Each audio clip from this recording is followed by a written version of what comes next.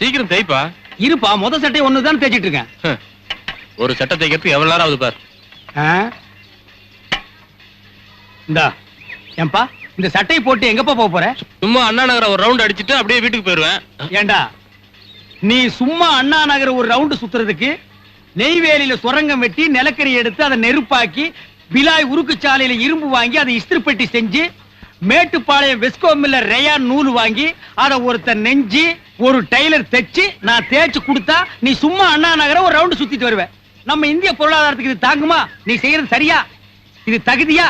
ஏண்டா இது உங்க ஒப்பங்க ஓத்தால கேக்குறதே இல்லையா? ஏன் காசு கொடுக்கல? சும்மாவா தேய்க்கிற? என்னடா போலாத காசு? 50 பைசா கொடுக்குற. விலைவாசி என்ன?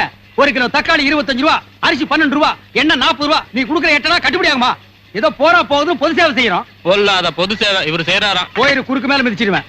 போமா, இன்னைக்கு ஒரு நாளைக்கு புடவை உதறி கட்டிட்டு போ. போடா. இவர்